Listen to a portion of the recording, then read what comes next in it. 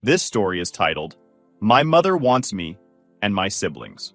To forgive our older brother for stealing our other brother's fiancée, years later, karma hit them so hard and now they are begging. Hey everyone, we put a lot of time and effort into finding these stories to keep bringing you the best content. If you enjoy what we do, it would mean the world if you hit that subscribe button. Your support really makes all the difference and keeps this journey going strong. Thanks so much for being here with me. Now let's start the video. OP starts by saying, I've always thought my family was different. Not in some dramatic movie-style way or anything, but just in how tight we were. Growing up, we had this unspoken rule about loyalty that our parents drilled into us like it was the most important thing in the world. Blood is thicker than water was practically the family motto.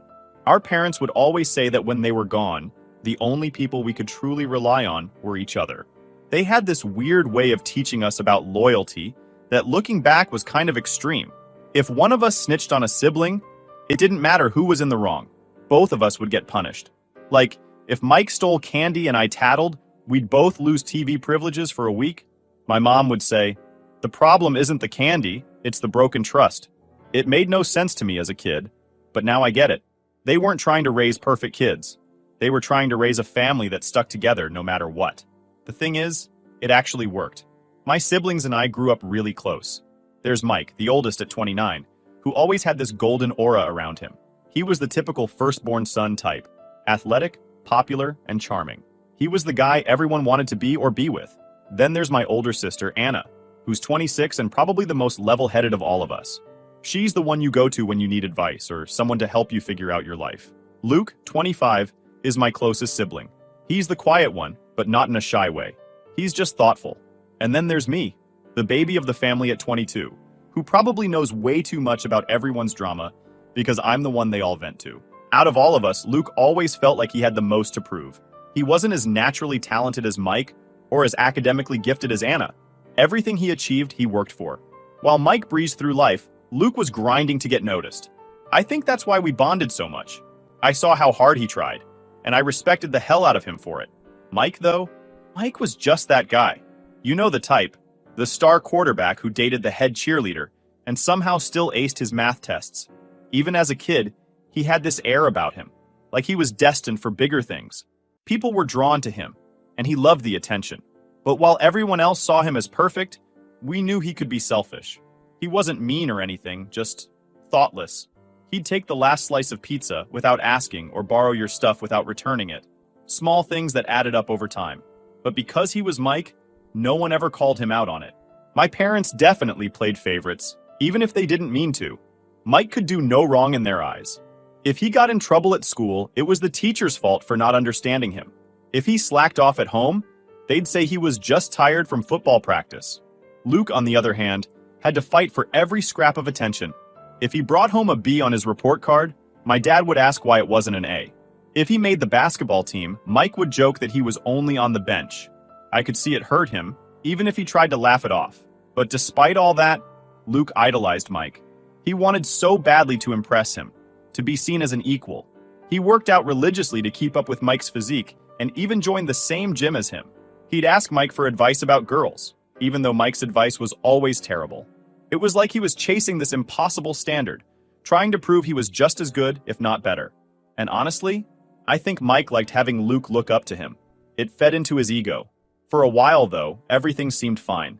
Luke found his own way to stand out, working a great job and building a life he could be proud of. And then he met Sarah. Sarah was, well, she was perfect for Luke.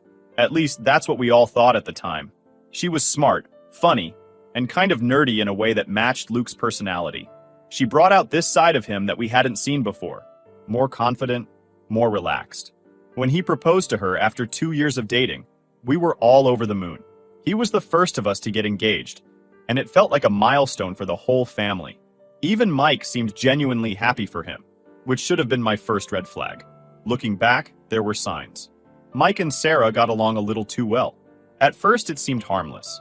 Sarah was bubbly and outgoing, and Mike was his usual charming self, but sometimes their jokes felt like inside jokes, ones Luke wasn't part of. They'd sit next to each other at family dinners and talk like old friends. Luke never said anything, but I could tell it bothered him. He'd glance at them with this look I couldn't quite read. I didn't think much of it at the time because, like I said, loyalty was everything in our family. The idea that Mike would betray Luke in any way was unthinkable. We were raised to have each other's backs, no matter what. And Sarah?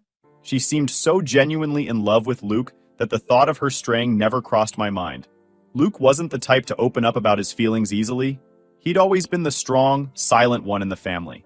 So when he finally told me he was having doubts about Sarah and Mike, I could tell it wasn't something he'd decided on a whim.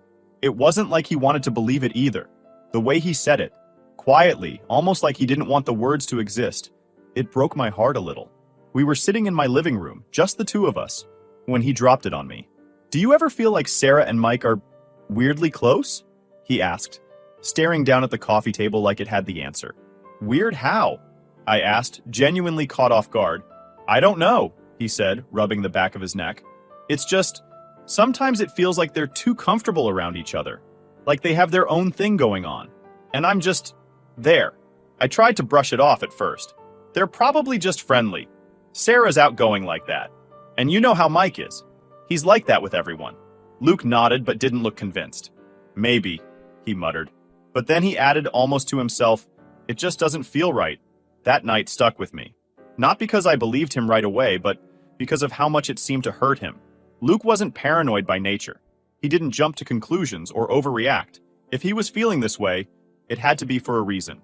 Still, I told myself it was just in his head. Sarah loved Luke. They were planning a wedding. Mike might have been selfish sometimes, but he wasn't cruel. It was easier to believe that Luke was imagining things than to confront the possibility that he wasn't. But then I started noticing things. Little things. The way Sarah would glance at Mike when she thought no one was looking. The way Mike seemed to go out of his way to make her laugh. Once, during a family barbecue, Sarah and Mike were sitting together on the patio, deep in conversation. Luke was inside grabbing drinks, and when he came back out, the way Sarah pulled away from Mike was weird, like she'd been caught doing something she shouldn't. I wanted to believe it was nothing. I wanted to chalk it up to my own paranoia, like Luke's suspicions were contagious, and now I was seeing things that weren't there. But the more I watched, the harder it was to ignore. One night, about a month after Luke first confided in me, I decided to test the waters. We were all at Mom's house for dinner. Me, Luke, Mike, Sarah, and Anna. The atmosphere was light and happy, the way it always was when we were together. At one point, I made a joke about how Luke and Sarah were like an old married couple already, always bickering but clearly in love. Everyone laughed, but I noticed Sarah's laugh was a little forced. And Mike? He didn't laugh at all. Instead, he gave this awkward half smile and looked down at his plate. It was such a small thing, but it sent a chill down my spine. If there was nothing going on, why did they both look so uncomfortable? I started paying closer attention after that. Not in a creepy, stalking way, but just observing. Sarah always seemed more animated around Mike. Her eyes would light up when he walked into the room, and she'd lean in just a little too close when they talked. Mike, for his part, seemed to thrive on her attention. He'd tease her in ways that felt less like a brother-in-law and more like something else. One night, I caught Mike looking at Sarah in a way that made my stomach turn. It wasn't a friendly look or even a casual one. It was longing. I remember thinking, no, I'm just imagining things. But deep down, I wasn't so sure. I tried to bring it up with Luke again, but he shut me down. "I don't want to talk about it," he said sharply. "I'm probably just being stupid." "You're not stupid," I said. "If something feels off, you should trust your gut." Luke just shook his head. "Even if I'm right, what can I do? Call them out? What if it's nothing and I just look like an idiot? What if it's something and I lose everything?" I didn't have an answer for that. What could he do? Confronting them would blow up his entire life. Ignoring it would eat him alive. He was stuck in this limbo, doubting himself and the people he loved most. I didn't know how to help him. All I could do was be there for him and hope it was all a big misunderstanding. But the more I watched, the less I believed that. The final straw for me came during another family gathering, about 2 weeks before everything fell apart. We were playing a game of charades, and it was Sarah's turn. She was acting out something, probably a movie or a TV show, and Mike kept shouting out guesses. They were laughing, and the energy between them felt intimate, like they were the only two people in the room. Luke was sitting next to me, his jaw clenched so tight I thought his teeth might crack. When the game ended, he got up and went to the bathroom. He didn't come back for a long time. That night, I couldn't stop thinking about the way Sarah and Mike interacted. It wasn't just friendly. It wasn't even flirtatious. It was familiar. like they knew each other in a way they shouldn't. I wanted to believe I was wrong, but deep down I wasn't. And I think Luke knew it too. Looking back, I wish I'd said something sooner. Maybe if I had, things would have played out differently. Maybe I could have spared Luke some of the pain he was about to go through. But at the time, I was too scared to rock the boat. Too scared to face the truth. And then the truth came out anyway. The day it all came out started like any other. I wasn't even home when it happened.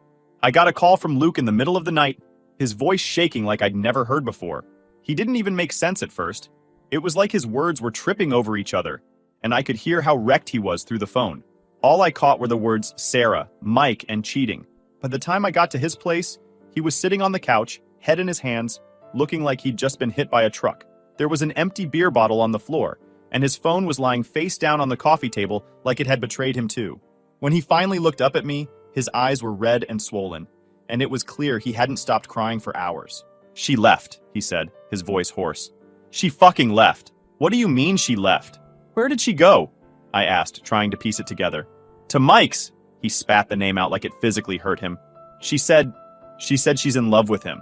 That she's been in love with him this whole time. It felt like the air got sucked out of the room.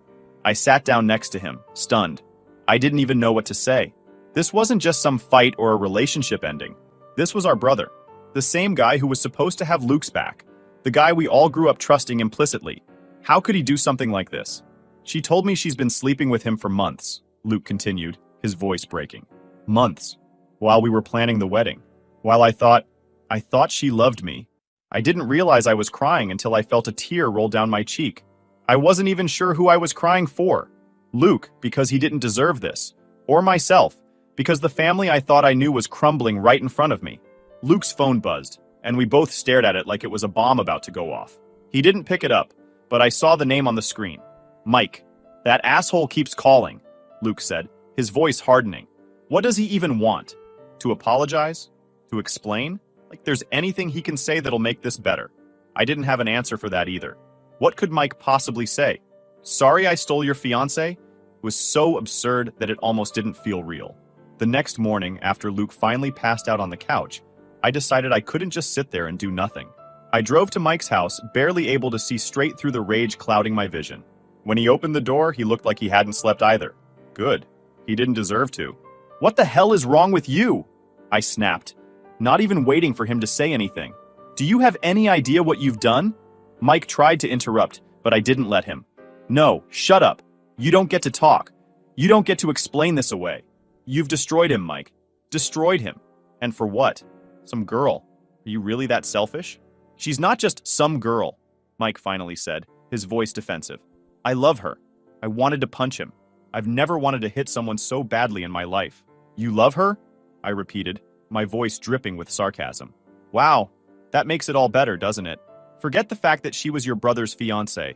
Forget the fact that you've ruined our family. As long as you're in love, it's fine, right?" Mike didn't say anything. He just stood there, looking at me like he was the victim in all of this. It made me sick. "You've always been selfish," I said, my voice shaking with anger. "But this is a whole new level. I hope she's worth it, Mike, because you've just lost the rest of us." And with that, I walked away. I didn't wait for him to respond because, honestly, I didn't care what he had to say.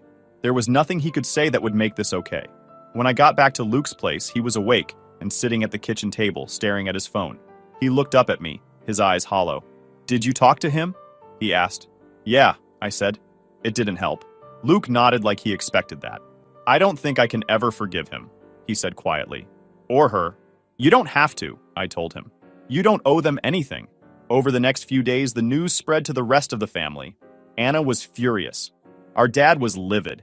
He called Mike and tore into him, saying he was no son of his anymore. Our mom, though, she had a different reaction. "He's still your brother," she said when I talked to her. "People make mistakes. He's in love. You can't blame him for that." "Can't blame him?" I shot back. "He betrayed Luke. He betrayed all of us. How can you just brush that aside?" "Because he's my son," she said, her voice firm. "And I won't turn my back on him." It was like a slap in the face. How could she defend him after what he'd done? How could she expect the rest of us to just move on? But that's exactly what she did.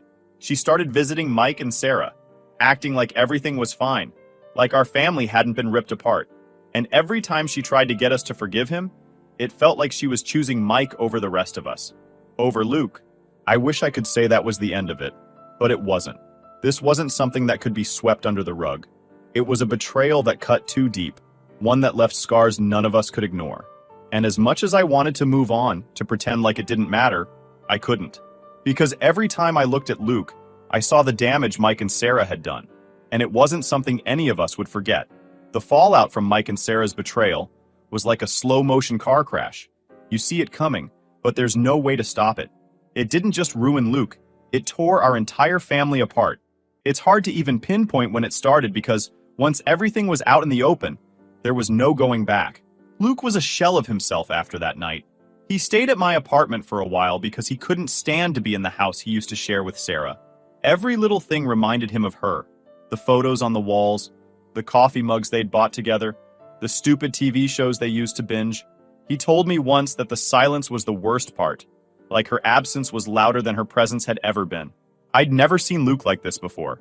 He was always the strong one, the guy who could handle anything. But now, he looked completely lost. He stopped going to the gym, stopped taking care of himself, and barely ate. I tried to get him out of the house, even just for a walk around the block, but he wasn't interested. He'd just sit on my couch staring at the TV, not really watching it, while his phone buzzed on the table. Mike kept calling. At first, Luke just ignored it, but eventually, he blocked his number. That didn't stop Mike from trying, though. He sent emails, texts from random numbers, even messages through mutual friends. He kept saying he wanted to talk, to explain, but Luke wasn't having it. "What's there to explain?" he said one day, his voice bitter. He wanted her, so he took her. End of story. Our dad was just as angry as Luke, but he showed it differently. He completely cut Mike off. To him, what Mike did wasn't just a betrayal, it was a failure of character, something Dad couldn't forgive. He called me after he found out and said, "That boy isn't my son anymore." I could hear the hurt in his voice, even though he was trying to sound tough. For Dad, loyalty was everything, and Mike had thrown it away. But Mom was a whole different story. She couldn't bring herself to cut Mike off, no matter how much he'd hurt the rest of us. "She's still my son," she kept saying, like that made everything okay. She started visiting Mike and Sarah at their new place, pretending like what they'd done wasn't the giant elephant in the room. Every time I tried to talk to her about it, she'd just brush me off. "You don't understand," she'd say. "He made a mistake, but he's still family." It wasn't just that she forgave Mike. It was that she expected us to do the same. She kept pushing Luke to talk to him, even going so far as to invite Mike over without telling Luke. I still remember the day Luke found out. Mom had planned a family dinner, acting like it was just a normal get-together. Luke agreed to come because he thought it would just be me, Anna, and our parents. But when he walked in and saw Mike sitting at the table, he froze. The tension in the room was suffocating. Luke didn't say a word. He just turned around and walked out. I followed him outside, where he was pacing back and forth, his hands clenched into fists. "Why would she do this?" he asked, his voice shaking with anger. Why would she think this is okay? I didn't have an answer. All I could do was tell him what I knew he needed to hear. That he wasn't crazy, that he wasn't overreacting, and that he had every right to cut Mike out of his life if that's what he needed to heal. After that, Luke stopped talking to Mom altogether. It wasn't a dramatic decision. There was no big fight or tearful goodbye. He just stopped picking up her calls. I think it hurt him more than he let on, but he couldn't keep dealing with her constant attempts to reconcile him with Mike. It was like she couldn't understand that some things can't be fixed. Anna handled things differently. She was furious, but in her quiet, calculated way. She told Mike exactly what she thought of him in one scathing phone call, and then blocked his number. She still talked to Mom, but their relationship became strained. Every time Mom brought up Mike, Anna would shut her down. "He's dead to me," she told her once. "Stop trying to bring him back." As for me, I was somewhere in the middle. I couldn't forgive Mike, but I couldn't bring myself to cut Mom off completely, even though her actions felt like a betrayal too. She kept trying to play the peacemaker, but all she was doing was making things worse. At one point, she even suggested we all go to therapy together. Her, Luke, Mike, and me. "We need to fix this," she said, like it was just a broken chair or a leaky faucet. "Fix what?" I snapped. "Luke doesn't need therapy with Mike. Mike needs to take a long look in the mirror and realize he's the problem." She didn't bring it up again after that. The final nail in the coffin came when Mike and Sarah got engaged. I don't know what I expected. Of course, they were going to get married eventually. But seeing the invitation in my mailbox still felt like a punch to the gut. They had the nerve to send it to all of us. Like they thought we'd actually show up and celebrate their love. I didn't even tell Luke about it at first because I knew how much it would hurt him. But he found out anyway when Mom brought it up during one of her rare phone calls with him. She said I should go, Luke told me, his voice flat. That it's time to move on. Can you believe that? I could, unfortunately. Mom had been saying the same thing to me and Anna for months. Family is family, she kept saying. Like that was supposed to make everything better. None of us went to the wedding. Not me, not Luke, not Anna, and definitely not Dad. Mom went, of course. She even posted photos on Facebook, smiling like everything was fine.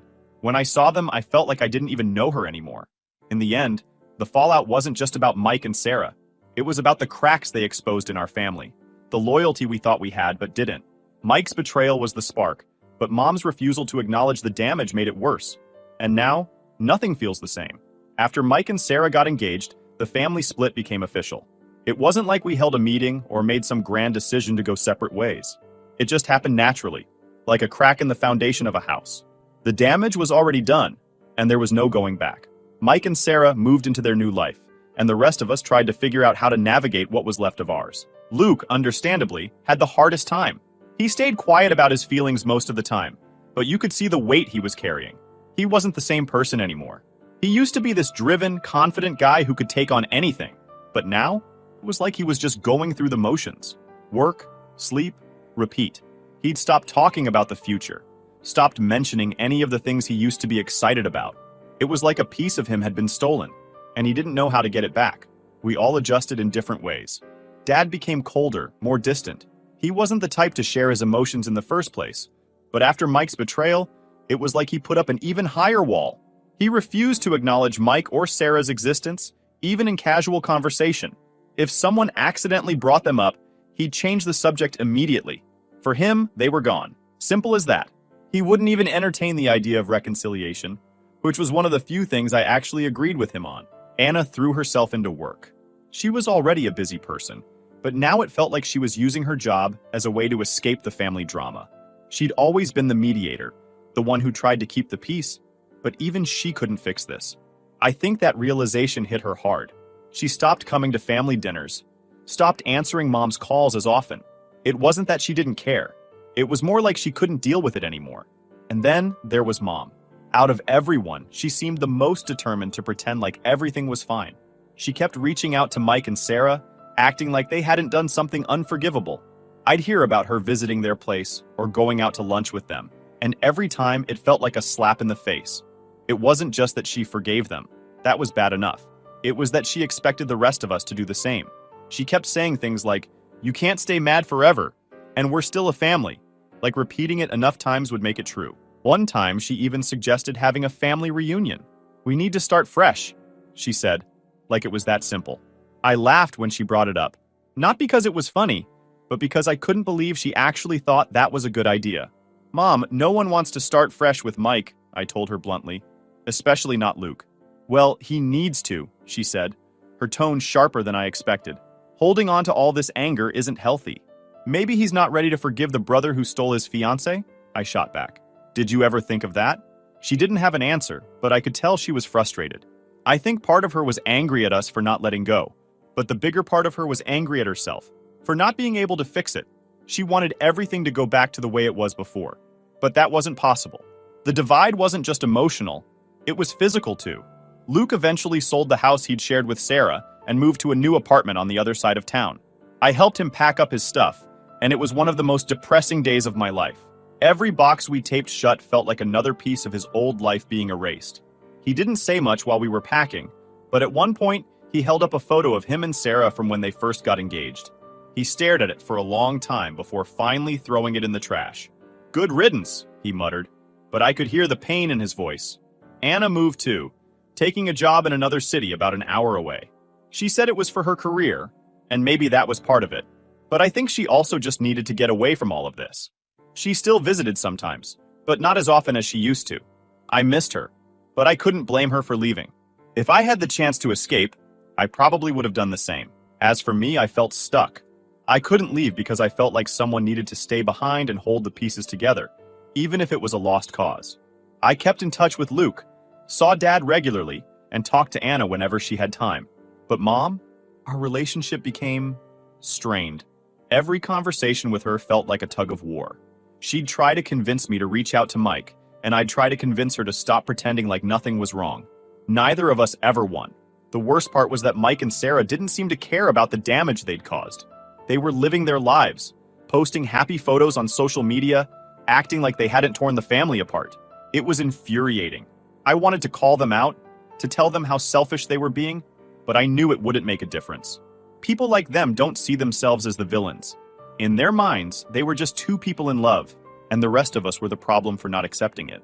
The divide grew wider with every passing month. Birthdays, holidays, family milestones, they all became sources of tension.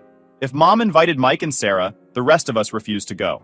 If she didn't invite them, she'd spend the entire time sulking about how incomplete the family felt. It got to the point where we just stopped having family gatherings altogether. It was too complicated, too messy. Looking back, I don't think any of us really knew how to deal with what happened. We were all grieving in our own ways, not just for the relationships we'd lost, but for the family we thought we had. It's hard to explain, but when someone you trust betrays you like that, it changes everything. It makes you question the foundation of everything you believed in. And for our family, that foundation was loyalty. It was the one thing we always thought we could count on, the thing our parents had drilled into us from the beginning. But Mike shattered that. He didn't just betray Luke, he betrayed all of us. And no matter how much Mom wanted to pretend otherwise, there was no fixing it. It's funny how life works sometimes. You think the story is over, the damage done, and then it throws another twist at you. One you didn't see coming but maybe should have. That's exactly what happened with Mike and Sarah. After everything they put Luke through, after all the bridges they burned, karma decided to show up. And when it did, it hit Mike like a freight train. Mike and Sarah got married about 6 months ago. None of us went, of course. Not me, not Luke, not Anna, not Dad. Mom was the only one from our side of the family there, playing proud mother and pretending like everything was fine. She even sent us photos of the ceremony, like we were supposed to be happy for them. I didn't open them. None of us did. As far as we were concerned, Mike and Sarah were out of our lives for good. For a while, it seemed like they were living their perfect little life. They bought a house together, started planning a future, and plastered their social media with pictures of how happy they were. I'd be lying if I said it didn't bother me. After everything they'd done, seeing them so carefree felt like a slap in the face. But I told myself it wasn't worth my energy. They could have their fake happiness. I just wanted them to stay far away from us. Then, a few weeks ago, it all came crashing down. I didn't find out from Mike directly. Of course not. He hasn't spoken to any of us in over a year. It was Mom who called me, her voice frantic and shaky. "Mike needs us," she said, like that was supposed to mean something. "What are you talking about?" I asked, already annoyed. "It's Sarah," she said. "He caught her cheating." For a second, I didn't say anything. I was stunned, but not for the reason Mom probably thought. It wasn't shock. It was something closer to dark amusement. I couldn't help but think, well, isn't that ironic? "Let me guess," I said finally. "With his best friend?" Mom gasped. "How did you know?" I laughed. I actually laughed, even though it probably wasn't the right reaction. "Because that's exactly what he did to Luke," I said. "Looks like karma finally caught up with him." Mom didn't appreciate that. She started going on about how heartbroken Mike was, how he needed his family now more than ever, how we should all rally around him to support him through this. "He made a mistake," she said, as if we hadn't heard that line 1,000 times before. "But he's still your brother." "Mom," I said, cutting her off. "Mike didn't just make a mistake. He destroyed Luke. He tore this family apart. And now you want us to feel sorry for him because Sarah did to him what he did to Luke? Are you serious?" "He's hurting," she insisted. "He didn't deserve this." "Neither did Luke," I snapped. "But you didn't seem to care about that when it was happening." Mom got quiet after that, but I could tell she wasn't giving up. She kept calling, trying to guilt us into reaching out to Mike. She even tried to play the family card again, saying we needed to come together and forgive. But for once, none of us budged. Not Luke, not Anna, not Dad. We were all on the same page. Mike made his bed, and now he had to lie in it. The thing is, I don't feel sorry for him. I can't. This is exactly what he brought on himself. He betrayed Luke in the worst possible way, and now he's getting a taste of his own medicine. I hate to say it, but there's a part of me that feels satisfied knowing he finally understands what he put Luke through. Maybe that makes me a bad person, but after everything that's happened, I don't care anymore. Luke, though, Luke surprised me. When I told him about what happened, I expected him to be angry, or maybe even happy that Mike was suffering. But he just shrugged. Figures, he said, like it didn't even matter to him anymore. Sarah's always been like that. He just didn't want to see it. Does it make you feel better? I asked, curious. He thought about it for a moment before shaking his head. Not really. It doesn't change anything. He's still out of my life, and that's not going to change. Luke's response made me realize how far he's come. He's not angry anymore. Not at Sarah, not at Mike. He's moved on in a way I'm not sure I have. For him, this isn't about revenge or karma. It's just another chapter in a story he's already closed the book on. Anna, on the other hand, had a lot more to say. Serves him right, she said when I told her. I hope it hurts as much as it hurt Luke. Mom wants us to support him, I added, rolling my eyes. Anna actually laughed. Yeah, that's not happening. If Mom wants to coddle him, she can. But don't expect me to play along. And then there's Dad. He hasn't said much about it, but I can tell he's not interested in mending fences. When I brought it up, he just shook his head and said, "That boy made his choices. Now he's got to live with them." For once, we're all in agreement. Mike doesn't deserve our sympathy. He doesn't deserve our support. He made his bed when he betrayed Luke, and now he's lying in it. If Mom wants to keep pretending like he's some tragic victim, that's her choice. But the rest of us? We're done. At the end of the day, this isn't about revenge or schadenfreude. It's about loyalty. Mike broke that loyalty when he chose Sarah over his brother, over his family. He can't expect us to come running back now just because things didn't work out the way he wanted. Life doesn't work like that. So, no, I'm not going to support Mike. None of us are, and honestly, I think that's the way it should be. He made his choices, and now he's dealing with the consequences. That's not our problem anymore. As far as I'm concerned, my family is Luke, Anna, Dad, and me. The rest? They can figure it out on their own.